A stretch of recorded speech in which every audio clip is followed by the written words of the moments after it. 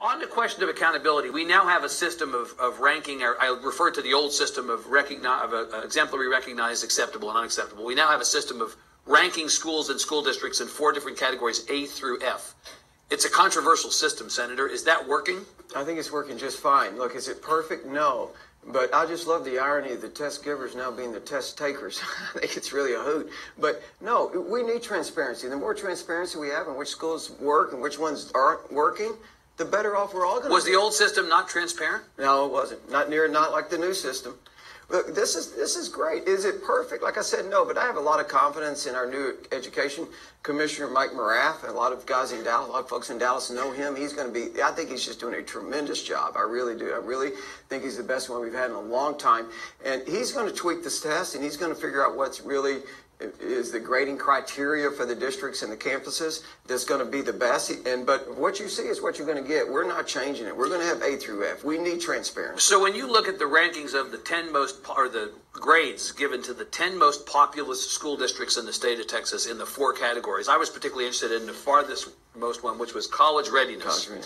The 10 most populous school districts in the entire state of Texas, the only school district that gets better than a C on college readiness is DISD. It gets a B.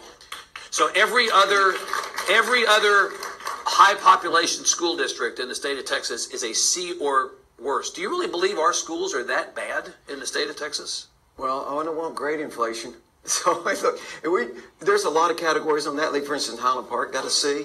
And of course, Highland Park has the best, and that's in my district, has the unarguably some of the best. 0% economically disadvantaged. That's the point. Right. And so one of the criteria was that, there's subgroups of that they're going to score, and so they got a C on those subgroups. So what do you think parents, parents or members of the community, or for that matter, faculty and teachers, should take from that grade?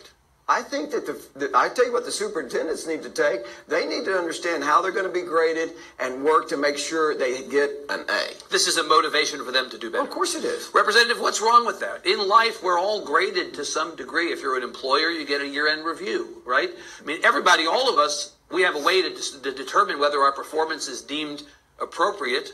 There are a lot of superintendents and parents and school teachers running around with their hair on fire over these grades. All it's doing is giving them a roadmap to improvement. What's wrong with that? Well, when your grading system produces perverse results. Maybe the perverse thing is not the results, but the performance. Maybe, but I suspect not. And I suspect that it's the parents who have an appreciation for their schools who are kind of looking at these results and saying, hey, I really don't understand them. First, it's a convoluted system. And for the record, I voted against, and I'll vote for repeal if it comes to the House floor. I thought the prior system was just fine. Under No Child Left Behind, if you were in a, quote, failing school or an unacceptable school, according to the state accountability system, you used to get a letter, and it would say, hey, you have the ability to do a transfer, a hardship transfer to any school in the system.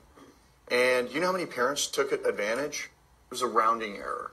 Because even if that parent has their, the stigma of an F school, a lot of times they like Miss Jones, who's the teacher. They think that teacher does really well with their kid.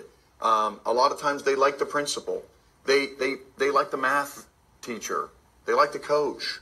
They feel good in that school. If they didn't feel good in that school, they'd walk, of course. But the reality is, all A through F does is stigmatize schools where parents are actually really supportive of that campus, that principal, those teachers. And a lot of it correlates to low socioeconomic status, right? A lot of these rankings do. So you're stigmatized because you're poor. There's not an adequate weighting mechanism to account for high percentage of economic disadvantage in a school or a district. Hence the perverse results, right? And I'd be curious to see, and I like Mike Morath too. I want to see if he has a solution